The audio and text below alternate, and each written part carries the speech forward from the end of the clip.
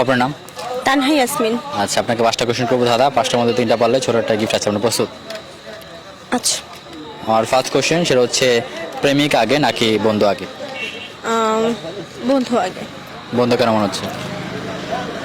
প্রেমিক ভাইয়া, প্রেমিক সবসময় থাকে না, আর প্রেমিককে সব ধরনের কথা শেয়ার করা যায় না, যেটা একটা বন্ধুকে শেয়ার করা যায়।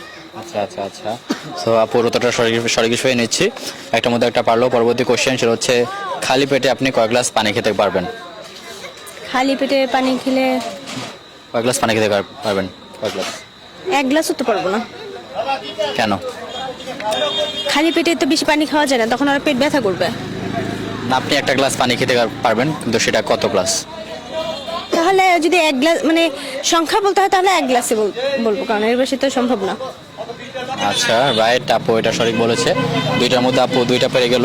আমি এখন পরবর্তী কোশ্চেন যাব, সেটা হচ্ছে, কোন ফলের সাথে তেলের সম্পর্ক রয়েছে? ফলের সাথে তেলের সম্পর্ক? কাঁঠাল।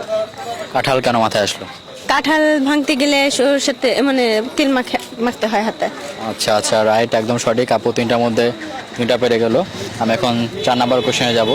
4 নাম্বার কোশ্চেন, কোথায় বাবাকে কাকা বলা হয়? বাবাকে কাকা বলা হয়? অভিনয়। অভিনয় কেন মনে হলো? আমরা যখন অভিনয় করি তখন সবাইকে কোনো না কোনো একটা সম্পর্কের সাথে লিপ্ত করা হয়, তখন সেখানে যদি বাবা সন্তান থাকে আর বাবার ক্যারেক্টার যদি চেঞ্জ করতে হয়, তখন তো কাকা বানাতেই হবে। আচ্ছা, রাইট, এটাও সঠিক।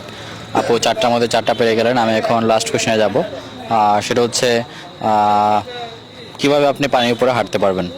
পানির উপরে হাঁটতে পারবো কিভাবে? আমার বৃষ্টি হইলেও নিচে পানি পড়তে, পানি জমে রয়েছে, আমি ওইটা অল্প পানিতে আমি হাঁটতে পারবোই। সেখানে শুধু পানি থাকবে, আর কিছু থাকবে না? নিচে তো নৌকা? মাটি রয়েছে। না, নৌকা উপরে ব্রিজ থাকবে। ব্রিজ থাকতে পানির উপরে, যদি ব্রিজ থাকে আমি ব্রিজের উপর দিয়ে হেঁটে চলে যাবো। পানির উপরে হাঁটতে হবে আপনাকে।